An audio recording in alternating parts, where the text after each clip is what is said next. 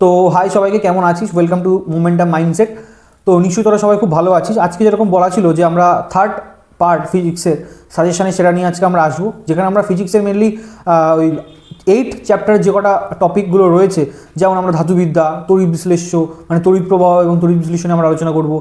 তারপরে আমরা জৈব রসায়ন, অজৈব রসায়ন, পর্যায় সারণী, এই কটা টপিক নিয়ে আজকে আমরা সাজেশান নিয়ে এসেছি। তো ফার্স্ট একটা কথা বলে শুরু করব যে তোরা এই টাইমে যারা যারা মাধ্যমিক পরীক্ষার জন্য প্রস্তুতি নিয়েছিস তাদেরকে একটা কথাই বলবো, 1 বছর ধরে পড়ে এসেছিস বা তার বেশি সময় ধরে পড়ে এসেছিস, প্যানিক করার কোনো কারণ নেই। হয়তো মনে হচ্ছে ওটা পড়া নেই, সেটা পড়া নেই। মাধ্যমিক একটা কঠিন পরীক্ষা নয়, বারবার করে বলছি, মাধ্যমিক একটা কঠিন পরীক্ষা না। তোরা অত প্যানিক করার কিচ্ছু নেই, সবার পরীক্ষা ভালো হবে। শুধু একটাই কথা বলবো, ফোন কম দেখ। যারা আমার ভিডিও ফার্স্ট পার্ট দেখেছি, সেকেন্ড পার্ট দেখলি, মানে সেকেন্ড পার্টের 1.A এবং 1.B আমি দুটো ভাগে ভাগ করেছিলাম, তারা ওইগুলো দেখেছিস, তারাই যায় এই ভিডিওটা দেখতে। আর টাইম ওয়েস্ট করিস না। আর কারোর যদি মনে হয় দাদা তাহলে আমি ওইগুলো দেখিনি, এখন কী করে ম্যানেজ করব, তাদেরকে বলবো আমার এই ভিডিওর ডেসক্রিপশানে টেলিগ্রাম চ্যানেলের লিঙ্ক দেওয়া থাকবে, ওই টেলিগ্রাম চ্যানেলে জয়েন হয়ে যা। আর ওই আগের ভিডিওগুলো 2xে দেখে নে, তাতে করে হয়েও যাবে এবং এই হ্যান্ডরিটেন নোটসগুলো ওইখানে তোরা পেয়েও যাবি। তাহলে এটা চল শুরু করা যাক। আমাদের প্রথম চ্যাপ্টার হচ্ছে পর্যায় সারণী। পর্যায় সারণীর মধ্যে প্রথমেই যেটা তোরা পড়বি, ডোবের আইনের ত্রয়ী সূত্র, খুব ইম্পর্টেন্ট। ডোবের আইন তার ত্রয়ী সূত্র কী বলছে? ধর্মের সদৃশ আছে এমন 3টে মৌলকে তুমি যদি পারমাণবিক ক্রমাঙ্কের ঊর্ধ্বক্রমে সাজাও, তাহলে মাঝখানের যে পরমাণুটার ক্রমাঙ্ক সেটা পাশের দুটো পরমাণুর ক্রমাঙ্কের গড়ের সমান হবে। ঠিক আছে, কি বললাম? রাসায়নিক সদৃশ আছে এরকম 3টে মৌলকে পারমাণবিক ক্রমাঙ্কের ঊর্ধ্বক্রম অনুযায়ী সাজালে মাঝের মৌলটির পারমাণবিক ক্রমাঙ্ক পাশের দুটি পারমাণবিক ক্রমাঙ্কের গড়ের সমান হবে। এটা হচ্ছে ডোবের আইনের ত্রয়ী সূত্র। কি বললাম, বুঝতে পেরেছিস? ডোবের আইনের ত্রয়ী সূত্রের পরে যেটা ইম্পর্টেন্ট সেটা হচ্ছে পর্যায় সূত্র। পর্যায় সূত্র কিন্তু ইম্পর্টেন্ট। তার আগে অষ্টক সূত্র পড়েছি, অষ্টক সূত্রও দেখে যাস। তার আগে আমি বলবো ভালো করে পর্যায় সূত্র দেখে যাস, মেন্ডেলিফের পর্যায় সূত্র। তারপরে আমরা পড়বো যেটা যে মেন্ডেলিফের পর্যায় সূত্রের পর্যায় সারণীর যে ত্রুটিগুলো ছিল, সে ত্রুটিগুলো খুব ইম্পর্টেন্ট। ভালো করে মেন্ডেলিফের পর্যায় সারণীর ত্রুটিগুলো দেখে যাস। ফোর্থ যে জিনিসটা বলবো, দেখ আমরা ওখানে পড়েছিলাম আয়নন বিভব কী, তড়িৎ ঋণাত্মকতা কী, ধাতব ধর্ম, অধাতব ধর্ম, জারণ, বিজারণ। তারপরে থেকে তোরা পড়েছিলিস যে আরও এরকম যে জিনিসগুলো ছিল, ঠিক আছে, এইগুলো কিন্তু পরমাণবিক ব্যাসার্ধ, এইগুলো যেগুলো ছিল এগুলো ভালো করে পড়িস। এইখান থেকে কিন্তু কোশ্চেন আসতে পারে, তড়িৎ ঋণাত্মকতা কাকে বলে, কিংবা আয়নন বিভব কাকে বলে, বা আয়নাইজেশন শক্তি কাকে বলে। আয়নন বিভবও যা, আয়নন শক্তিও তাই। আবার অপরা তড়িৎধর্মিতা যা, একইভাবে তড়িৎ ঋণাত্মকতা কিন্তু তাই। নাম বললে ভয় পেয়ে যাবি না, মানে আমি এখানে বলে দিলাম, অপরা তড়িৎধর্মিতা মানে তড়িৎ ঋণাত্মকতা, আয়নন বিভব মানে আয়নন শক্তি। আচ্ছা একটু বলে দিই যে তড়িৎ ঋণাত্মকতা মানে কি, সবাই বোঝে ভুল, তো এটা একবার একটু ক্লিয়ার করে দেওয়া ভালো। তড়িৎ ঋণাত্মকতা বা ইলেকট্রন নেগেটিভিটি এর মানে হচ্ছে কোনো পরমাণুর আমরা জানি কেন্দ্রে থাকে প্রোটন আর থাকে নিউট্রন। বাইরে কারা থাকে? বাইরে থাকে ইলেকট্রন। এই প্রোটনগুলো বাইরের যদি কোনো ইলেকট্রনকে নিজের কেন্দ্রের দিকে টেনে রাখার জন্য যে শক্তি দেখাবে, যে আর বেশি শক্তি হবে যে বাইরে ইলেকট্রনকে নিজের কেন্দ্রের দিকে টেনে রাখার, তার তড়িৎ ঋণাত্মকতা তত বেশি হবে। কি করে বুঝবি? দেখ, ধর কোনো একটা পর্যায়ের বরাবর তুই বাম দিক থেকে ডান দিকে যাচ্ছিস, তাহলে পরমাণুর আকার কি হয় আমরা জানি? বাম দিক থেকে ডান দিকে গেলে পরমাণুর কক্ষপথের সংখ্যা বৃদ্ধি ঘটে না, কিন্তু প্রোটন সংখ্যা আর ইলেকট্রন সংখ্যা বাড়ে। প্রোটন ইলেকট্রনের সংখ্যা বাড়লে প্রোটনগুলো ইলেকট্রনকে নিজের কাছে টানবে, কাছে টানলে পরমাণুর আকার কী হয়ে যাবে? ছোট হয়ে যাবে। এই কারণে তুই যত বাম দিক থেকে ডান দিকে যাবি তত কিন্তু পরমাণুর আকার ছোট হবে। ঠিক আছে, আচ্ছা বাম দিক থেকে ডান দিকে যাচ্ছিস, পরমাণুর আকার ছোট হচ্ছে। এখন ওই ছোট্ট পরমাণুর বাইরে একটা ইলেকট্রন এসে দাঁড়িয়ে রয়েছে। আচ্ছা যত বাম দিকে ডান দিকে যাচ্ছিস তত প্রোটন সংখ্যা বাড়ছে না? তাহলে পজিটিভিটির ভেতরে বাড়ছে, তাহলে ও যতই ওর বাইরে ইলেকট্রন আসবে ও সহজে টেনে নিতে চাইবে না কেন্দ্রের দিকে। তাহলে যত বাম দিক থেকে ডান দিকে যাবি তড়িৎ ঋণাত্মকতা তত কিন্তু বাড়বে। জিনিসটা বোঝ, তড়িৎ ঋণাত্মকতা মানে ইলেকট্রন জোরকে নিজের কেন্দ্রের দিকে টেনে রাখার ক্ষমতাকেই বলা হয় ইলেকট্রন নেগেটিভিটি। এবার আয়নাইজেশন শক্তি মানে কি?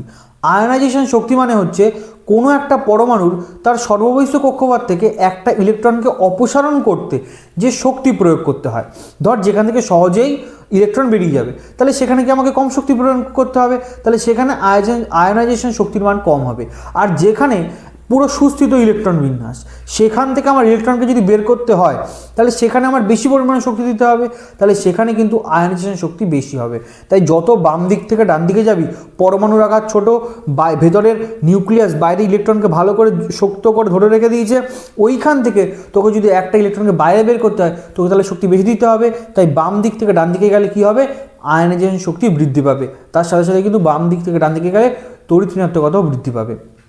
ধাতব ধর্ম কি, যায় যত ইলেকট্রন ত্যাগ করবে তার ধাতব ধর্ম তত বাড়বে, যে যত কম ইলেকট্রন ত্যাগ করবে তার মানে আলটিমেটলি যে যত ইলেকট্রন গ্রহণ করবে তার অধাতব ধর্ম তত বাড়বে। ইলেকট্রন গ্রহণ করলে অধাতব ধর্ম বাড়ে, ইলেকট্রন ছাড়লে ধাতব ধর্ম বাড়ে। জারণ বিজারণ মানে কি, যে কোনো মৌল যদি ইলেকট্রন বর্জন করে তাহলে তার বিজারণ ধর্ম বাড়ে, আর যদি কোনো মৌলের পরমাণু ইলেকট্রন গ্রহণ করে তাহলে জারণ ধর্ম বাড়ে। এটা একটু গুলিয়ে যায়, তাই মনে রাখবি কীভাবে, বিজারণের মধ্যে ব আছে, তার মানে মৌলগুলো ইলেকট্রন বর্জন করবে। জারণেরটা মনে রাখতে হবে না, বিজারণটা মনে রাখলেই জারণ মনে পড়ে যাবে। এইবার এইখান থেকে কীরকম কোশ্চেন আসতে পারে, যেটা আমি বলেছিলাম যে এ বি সি তিনটে মৌল, এই তিনটে মৌলের পারমাণবিক ক্রমাঙ্ক কথা বলছি, ধর দিয়ে দিল 8, 9, 10, তাহলে এদের মধ্যে কার জারণ ধর্ম বেশি, কার তড়িৎ ঋণাত্মকতা বেশি, কার আয়নাইজেশন শক্তি বেশি, এরকম কিন্তু এবছরের একটা অঙ্ক তুই দেখতে পাবিই পাবি। যদি এরকম অঙ্ক তোদের দেখতে লাগে তাহলে আমি টেলিগ্রাম চ্যানেলে এরকম কিছু অঙ্ক তোদেরকে দিয়ে দেবো, ওইগুলো প্র্যাকটিস করে এবং কিছু সলিউশন আমি দিয়ে দেবো। কী বললাম বুঝতে পেরেছিস? এরকম অঙ্ক আসার সম্ভাবনা 100%। আচ্ছা, এবার এখানে কিছু শর্ট প্রশ্ন আসে, যেমন বিরল মৃত্তিকা মৌল কোনগুলো, চ্যালকোজেন মৌল কোনগুলো। চ্যালকোজেন মৌল নিশ্চয়ই জানিস যে অক্সিজেনের যে গ্রুপ, অক্সিজেনের যে গ্রুপ, সেই গ্রুপটাকেই বলা হয় কি চ্যালকোজেন মৌলের গ্রুপ, মানে 16 নম্বর গ্রুপটাকে বলা হয় কি চ্যালকোজেন মৌলের গ্রুপ। আচ্ছা, ধাতুকল্প কি, ধাতুকল্প খুব ইম্পর্টেন্ট। এছাড়া হ্যালোজেন মৌলগুলো কোন শ্রেণীতে অবস্থান করে, হ্যালোজেন মৌল কোনগুলো নিশ্চয়ই জানিস, ফ্লুরিন, ক্লোরিন, ব্রোমিন, আয়োডিন, অ্যাস্টাডিন, এগুলো তোরা খুব ভালো মতোই জানিস। নোবেল গ্যাস সম্বন্ধে তোদের খুব ভালোই ধারণা আছে। ধাতুকল্প খুব ভালো জানিস তোরা, ধাতুকল্প কি। আচ্ছা, এই হচ্ছে এই চ্যাপ্টারের মানে পর্যায় সারণীর এই হচ্ছে কিছু ইম্পর্টেন্ট প্রশ্ন। আমি আবারও বলছি কী ভালো করে পড়বি শুনে নে, আমি কিন্তু চ্যাপ্টারগুলো রেডিও করে দিচ্ছি এখান থেকে তোদেরকে। প্রথমে বলি ডোবের আইনের ত্রয়ী সূত্র, নিউল্যান্ডের অষ্টক সূত্র খুব ইম্পর্টেন্ট, নিউল্যান্ডের অষ্টক সূত্র ভালো করে দেখে নিবি। থার্ড পড়বি মেন্ডেলিফের পর্যায় সূত্র, এবং এই পর্যায় সূত্রের ত্রুটিগুলো, মানে এই যে পর্যায় সারণী ছিল সেই পর্যায় সারণী কিছু ত্রুটি দেখা দিয়েছিল। কীরকম, যে কিছু কিছু মৌলকে তার পারমাণবিক ক্রমাঙ্কের ঊর্ধ্বক্রম অনুযায়ী সাজানো হয়েছিল, তো ঊর্ধ্বক্রম অনুযায়ী না সাজিয়ে সেটাকে কী করা হলো, যে কিছু যেগুলোর কম পারমাণবিক ভর সেইগুলোকে, যেগুলোর বেশি পারমাণবিক ভর তার পরে দিয়ে দিয়েছিল, এরকম কিছু ত্রুটি দেখা দিয়েছিল। ঠিক আছে, এইগুলো হচ্ছে ত্রুটি। আরও কিছু কিছু ত্রুটি আছে, এগুলো ভালো করে পড়বি। ভিডিও বড় করবো না তাই কোনো কিছুকে এলাবোরেট করছি না, কিন্তু যেগুলোকে না বললেই না, শুধু সেইগুলোকেই বলছি। তারপরে তড়িৎ ঋণাত্মকতা, বিভব কাকে বলে ভালো করে পড়বি, কারণ কাকে বলে এই দুটোরই ইম্পর্টেন্ট, তড়িৎ ঋণাত্মকতা এবং আয়ন বিভব। বাকি যেইগুলো আছে সেগুলো কিন্তু প্রত্যেকটাই তোর ওই বলে দিলাম ওই অঙ্কটা আকার দেবে, যে এ বি সি তিনটে মৌল, এর মধ্যে সি একটা নিষ্ক্রিয় গ্যাস, তাহলে ধরো এ হচ্ছে নিষ্ক্রিয় গ্যাস, তাহলে এ মান হচ্ছে Z+2, বি হচ্ছে Z-2, সি হচ্ছে শুধু Z, তাহলে এদের মধ্যে কার তড়িৎ ঋণাত্মকতা বেশি, কার আয়নন বিভব বেশি, কার ধাতব ধর্ম বেশি, এরকম কিছু কিন্তু কোশ্চেন এখান দিয়ে আসবে। মিলিয়ে নিস, আজকে বলছি ভিডিওতে, পরে পরীক্ষার পরে আমার কথা পুরো মিলিয়ে নিস। ঠিক আছে, এরকম অঙ্ক অবশ্যই প্র্যাকটিস করে যাস সবাই।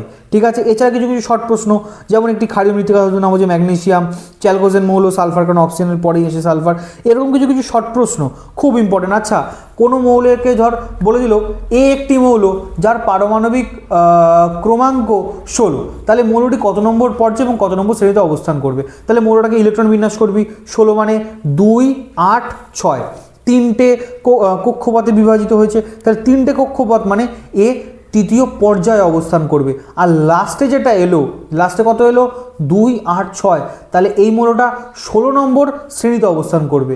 এবার 16 নম্বর শ্রেণীতে আর 3 নম্বর পর্যায়ে যে অবস্থান করবে তার নাম হয়ে যাবে সেই মৌলটা। কি বললাম বুঝতে পেরেছিস? এরকম কিন্তু কোশ্চেন এবছর এইখান থেকে আসবে, তো ভালো করে সবাই এগুলো একটু দেখে যাস। তো হাই সবাইকে, যেরকমটা বললাম যে এইবার আমরা 8.2 যেটা হচ্ছে আয়নীয় এবং সমযোজী বন্ধনের কিছু ইম্পর্টেন্ট সাজেশন দেবো। প্রথমেই রয়েছে আয়নীয় এবং সমযোজী যৌগের মধ্যে পার্থক্য। তোরা নিশ্চয়ই চ্যাপ্টারটা পড়েছিস এবং আয়নীয় বন্ধন এবং সমযোজী বন্ধন নিয়ে তোরা জানিস। আমি শুধু একবার আয়নীয় বন্ধনটা বলে দিচ্ছি কী করে গঠিত হয়। ধর একটা মৌল ইলেকট্রন ত্যাগ করলো এবং আরেকটা এই যে মৌলটা ইলেকট্রন ত্যাগ করলো, ইলেকট্রন ত্যাগ করার ফলে ধনাত্মক আধান আহিত হবে, কারণ ইলেকট্রন ঋণাত্মক আধান। আর এ কী করলো, ইলেকট্রন গ্রহণ করলো, তাহলে এ ইলেকট্রন গ্রহণ করলো মানে এ কী হয়ে গেল, ঋণাত্মক আধান। এই ধনাত্মক আধান ঋণাত্মক আধান পরস্পর যুক্ত হয়ে যাবে। এই ধনাত্মক মৌলটা আর এই ঋণাত্মক মৌলটা এবং এই ধনাত্মক মৌল পরস্পর যুক্ত হয়ে যে বন্ধন গঠন করবে তাকে বলা হবে আয়নীয় বন্ধন। এই বন্ধন কিন্তু বিশাল শক্তিশালী হয়, কারণ সেই কারণেই এই বন্ধন ভাঙতে গেলে প্রচুর পরিমাণে শক্তি দিতে হয়। এই কারণে আয়নীয় যৌগের ফুটনাঙ্ক এবং গলনাঙ্ক কিন্তু খুব বেশি হয়। সমযোজী বন্ধন কি? সমযোজী বন্ধন মানে ধরো এটা একটা মৌল, এটা একটা মৌল, দুজনের ইলেকট্রনকে সমভাবে ব্যবহার করে অষ্টক পূর্তি লাভ করছে, তাহলে এইটার যে বন্ধন তৈরি হবে এটাকে বলা হবে সমযোজী বন্ধন। তাহলে এই চ্যাপ্টারে ইম্পর্টেন্ট প্রশ্নের মধ্যে প্রথমেই থাকছে আয়নীয় এবং সমযোজী যৌগের মধ্যে পার্থক্য। কঠিন NaCl তড়িৎ পরিবহন করে না, কিন্তু গলিত অবস্থায় তড়িৎ পরিবহন করে কেন? লুইস ডট এই চ্যাপ্টারের সব থেকে গুরুত্বপূর্ণ একটা বিষয়, যেখানে আমি সব থেকে তোকে বারবার করে যেটা বলবো, তোরা C2H2 CO2 HF NH3 CHCl3 এই কটা অবশ্যই প্র্যাকটিস করে যাবে। আবারও বলছি, ভালো করে লিখে নে সবাই খাতায়।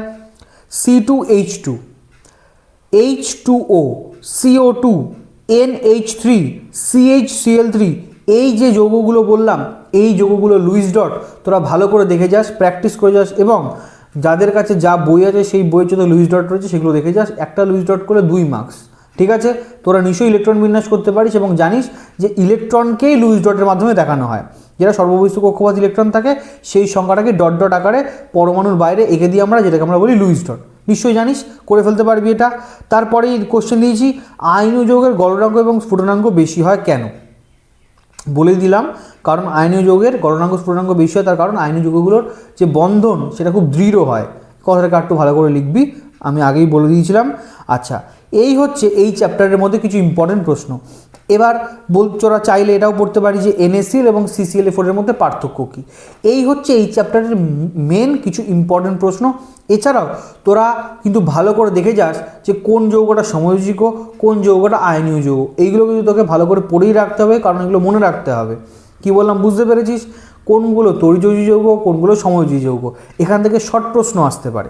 তো এই ছিল এই চ্যাপ্টারের কিছু ইম্পর্টেন্ট সাজেশন। এবার আমরা 8.3 একটা গুরুত্বপূর্ণ চ্যাপ্টার যার নাম হচ্ছে তড়িৎ প্রবাহ এবং রাসায়নিক বিক্রিয়া নিয়ে আলোচনা করব, যেখানে সব থেকে ইম্পর্টেন্ট প্রশ্ন এবছরের জন্য জল এবং কপারের তড়িৎ বিশ্লেষণ। তোরা নিশ্চয়ই জানি যে তড়িৎ বিশ্লেষণ মানে কি? তড়িৎ প্রবাহ করার ফলে কোনো জলীয় দ্রবণ বিশ্লিষ্ট হয়ে যাবে, ঠিক আছে? এটাকেই বলা হয় তড়িৎ বিশ্লেষণ। তড়িৎ বিশ্লেষণ আমরা কপারের তড়িৎ বিশ্লেষণ একটু বুঝে নিই। একটা কাচের পাত্রে তুই দুটো কপার দণ্ড প্রবেশ করিয়েছিস। এইবার একটা ব্যাটারি ধনাত্মক প্রান্তকে তুই কপার দণ্ডের সঙ্গে যুক্ত করলে সেই তড়িৎদ্বারটার নাম হবে অ্যানোড। আর ব্যাটারির ঋণাত্মক প্রান্তের সঙ্গে তুই যদি আরেকটা তড়িৎদ্বারকে কানেক্ট করিস তাহলে তার নাম হয়ে যাবে ক্যাথোড। এইবার তুই কপারে তুই যদি তড়িৎ বিশ্লেষণ করাস তাহলে তোর দ্রবণে কপার সালফেট নিতে হবে এবং কপার সালফেটের জলীয় দ্রবণ নিতে হবে। তাহলে তুই কপার সালফেট ইউজ করলে তড়িৎ পরিবহন করলি যখনই, তখন দেখলি কপার সালফেট দুটো ভাগে ভেঙে যাবে, Cu2+ আর SO4 2-। এই Cu2+ এ কার কাছে যাবে? যে কিনা ঋণাত্মক তড়িৎদ্বার, মানে যে ক্যাথোড, সেইখানে Cu2+ যাবে। ক্যাথোডের কাছে কেন যাবে? কারণ ক্যাথোড কি একটা ঋণাত্মক তড়িৎদ্বার, আর Cu2+ মানে একটা ধনাত্মক আধান। এই ধনাত্মক আধান ঋণাত্মক তড়িৎদ্বারের দিকে যাবে। কেন যাবে? কারণ জানি আমরা বিপরীত তড়িৎদ্বার পরস্পরকে আকর্ষণ করে, তাহলে ঋণাত্মক তড়িৎদ্বারের দিকে Cu2+ আসবে। এই Cu2+ এখানে আসার সাথে সাথে এই তড়িৎদ্বার থেকে, এটা ঋণাত্মক তড়িৎদ্বার মানে এখানে ইলেকট্রন দুটো বেশি আছে, ওখান থেকে দুটো না, মানে এখানে যে ইলেকট্রন অনেক রয়েছে, Cu2+ মানে দুটো ইলেকট্রনের ঘাটতি রয়েছে, ও এই তড়িৎদ্বারের কাছে এলেই এখান থেকে দুটো ইলেকট্রন নিয়ে নেবে। তাহলে পরিণত হয়ে যাবে কি? Cu-তে পরিণত হয়ে যাবে, একটা কপার পরমাণুতে পরিণত হবে, এবং এই কপারটা আস্তে আস্তে ক্যাথোডের নিচে জমা হতে থাকবে এবং ক্যাথোডে কী হবে? কপারের পরিমাণ বৃদ্ধি ঘটবে।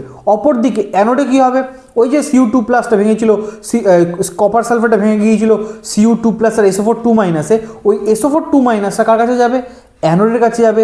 অ্যানোড ধনাত্মক তড়িৎদ্বার, ওখানে ইলেকট্রনের ঘাটতি রয়েছে, তাহলে SO4 অ্যানোডের দিকে যাবে।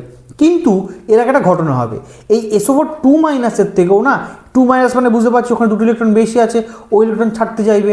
কিন্তু এই SO4 ইলেকট্রন ছাড়ার আগে থেকেই অ্যানোডে যে মধ্যে কপার তড়িৎদ্বার নিয়েছিলাম, অ্যানোড যে দণ্ডটাকে আমরা ধরেছিলাম, অ্যানোড যে দণ্ডটা আমি ধরেছিলাম ওটাও তো কপার দণ্ড ছিল। তাহলে কপার যে দণ্ডটা ছিল, কপারের বিজারণ ক্ষমতা বেশি হয়, এই কারণে SO4 ইলেকট্রন ত্যাগ করার আগেই অ্যানোডের মধ্যে যে কপার ছিল, যে কপার দণ্ডটা নিয়েছিলাম সেখান থেকে কপার দুটো ইলেকট্রন ত্যাগ করে দেবে এবং কপার ওখান দিয়ে বেরিয়ে আসবে, অ্যানোডের দিকে গিয়ে জমা হবে। তাহলে অ্যানোডের ক্ষয়প্রাপ্তি হচ্ছে না। অ্যানোড তো কপারে তৈরি ছিল, কপার তো তার আগেই দুটো ইলেকট্রন ত্যাগ করে ফেলছে, তাহলে এই অ্যানোডের ক্ষয়প্রাপ্ত হবে এবং ক্যাথোডের নিচে কপার জমা হবে। এটাই ছিল কপারের তড়িৎ বিশ্লেষণ। এখানে বোঝানো যাচ্ছে না আমি জানি, মুখে বলছি, তাদের কিছু মানে যারা পড়েছিস তাদের মনে থাকবে বিষয়গুলো যে কীরকম ধাপে ধাপে হয়। জলের তড়িৎ বিশ্লেষণ ভালো করে পড়েছিস। এখানে অ্যানোডে এবং ক্যাথোডে কি রাসায়নিক বিক্রিয়া হয় কপারের তড়িৎ বিশ্লেষণে বা জলের তড়িৎ বিশ্লেষণে, এটা কিন্তু এই চ্যাপ্টারে খুব ইম্পর্টেন্ট প্রশ্ন, মানে খুব ইম্পর্টেন্ট এবছরের। থার্ড, তড়িৎ লেপনের উদ্দেশ্য কি, কাকে বলে, পড়ে রাখিস। চিনির জলীয় দ্রবণ তড়িৎ পরিবহন করতে পারে না, কিন্তু NaCl জলীয় দ্রবণ তড়িৎ পরিবহন করে কেন? কারণ NaCl একটা আয়নীয় যৌগ, আয়নীয় যৌগের মধ্যে তড়িৎ পরিবহন ভালো হয়, ভালো করে পড়বি। ধাতব এবং তড়িৎ বিশ্লেষ্য পদার্থের মধ্যে পার্থক্য লেখো, খুব ইম্পর্টেন্ট। আমি এই চ্যাপ্টারে 6টা প্রশ্ন বলেছি, আবারও বলছি। কপারের তড়িৎ বিশ্লেষণ, জলের তড়িৎ বিশ্লেষণ, অ্যানোড মাঠ কি, ধাতব এবং তড়িৎ বিশ্লেষ্য পদার্থের মধ্যে পার্থক্য কী, চিনির জলীয় দ্রবণ তড়িৎ পরিবহন করতে পারে না, কিন্তু NaCl এর জলীয় দ্রবণ তড়িৎ পরিবহন করতে পারে কেন, আর তড়িৎ লেপন কী এবং এর উদ্দেশ্য কী। অ্যানোড মাঠটা বলা হয়নি। অ্যানোড মাঠ কিছুই না, অ্যানোড তড়িৎদ্বারের নিচে যেগুলো জমা হয় সেগুলোকেই বলা হয় অ্যানোড মাঠ। আর এই অ্যানোড মাঠ রূপে সবথেকে যেটা বেশি জমা সেটা হচ্ছে Au, মানে সোনা, অরিয়াম যাকে আমরা বলি। তাহলে এই ছিল চ্যাপ্টার 8.3 এর কিছু ইম্পর্টেন্ট প্রশ্ন। এখানে মাত্র 6টা প্রশ্ন দিয়েছি, তার মধ্যে সবথেকে যদি বলি যারা কোনটা ইম্পর্টেন্ট, তাহলে আমি বারবার করে বলবো কপারের তড়িৎ বিশ্লেষণ, যেখানে অ্যানোডে এবং ক্যাথোডে কি রাসায়নিক বিক্রিয়া হচ্ছে এটা ভালো করে দেখে যাস, আর জলের তড়িৎ বিশ্লেষণে ক্যাথোড এবং অ্যানোডে কি বিক্রিয়া হচ্ছে ভালো করে দেখে যাস। এরপরে যদি কিছু দেখতে যাস তাহলে এখানে কিছু শর্ট প্রশ্ন আসতে পারে। এই শর্ট প্রশ্নগুলো কিন্তু খুব ইম্পর্টেন্ট। যেমন তড়িৎ বিশ্লেষণের সময় ক্যাথোডে কী ঘটে, জারণ না বিজারণ? ক্যাথোডে বিজারণ ঘটে। কেন বিজারণ ঘটে তুই ভাব। ক্যাথোড মানে ঋণাত্মক তড়িৎদ্বার, ঋণাত্মক তড়িৎদ্বার কী করবে, ইলেকট্রন বাইরে ত্যাগ করবে। ইলেকট্রন ত্যাগ করা মানে বর্জন করছে, বর্জন মানে আছে, বর্জন করা মানে কী ধর্ম, বিজারণ ধর্ম। এইভাবে মনে রাখবি। কোশ্চেন এলো, কোন পাত্রে তড়িৎ বিশ্লেষণ করা হয়? ভোল্টামিটারে তড়িৎ বিশ্লেষণ করা হয়। তারপরে পরীক্ষায় প্রশ্ন আসতে পারে যে জলের তড়িৎ বিশ্লেষণে অ্যানোডে এবং ক্যাথোডে কী পরিমাণ কী গ্যাস উৎপন্ন এবং এর অনুপাত কত? খুব ইম্পর্টেন্ট প্রশ্ন। হাইড্রোজেন এবং অক্সিজেন গ্যাস উৎপন্ন হয় 2:1 অনুপাতে। তাহলে খুব ভালো করে এই চ্যাপ্টারের এই প্রশ্নগুলো ভালো করে করবি। আমি বারবার করে বলছি এইগুলো কিন্তু খুব ইম্পর্টেন্ট প্রশ্ন, এই প্রশ্নগুলো থেকেই মাধ্যমিকে প্রশ্ন আসবে। আর জলের আর কপারের তড়িৎ বিশ্লেষণ পরীক্ষায় অবশ্যই দেখে যাস। জলের আর কপারের তড়িৎ বিশ্লেষণ পরীক্ষার সময় অবশ্যই দেখে যাস। দুবার বললাম, এই কারণেই বলছি কারণ এটা খুব ইম্পর্টেন্ট এবছরের জন্য। কি বললাম বুঝতে পেরেছিস? আচ্ছা, এটি চ্যাপ্টারটা ডান। ভিডিওটা দেখলি তারা অবশ্যই কমেন্ট সেকশনে জানাস ভিডিওটা কেমন লাগলো, কে কোথা থেকে দেখছিস অবশ্যই কমেন্ট সেকশনে জানাস, কার প্রিপারেশান কীরকম। আর যে 3টে চ্যাপ্টার, প্রথমে যে 3টে চ্যাপ্টার সাজেশন দিলাম, পর্যায় সারণী, আয়নীয় সমযোজী বন্ধন এবং তড়িৎ প্রবাহ এবং তার রাসায়নিক বিক্রিয়ার পরবর্তী যে ভিডিওটা আসবে, ওই ভিডিওতে আমরা অজৈব রসায়ন, জৈব রসায়ন এবং ধাতুবিদ্যা এই 3টে চ্যাপ্টারের উপরে সাজেশন আসবে পরের ভিডিওতে। তো এই ভিডিওটা যারা পুরোটা দেখি তাদেরকে অসংখ্য ধন্যবাদ। এইভাবে কনসিস্টেন্ট থাক, ভিডিওগুলো দেখ এবং সবথেকে ইম্পর্টেন্ট এই জিনিসগুলো পড়া। তো এইগুলো পড়। তো চল, বাই।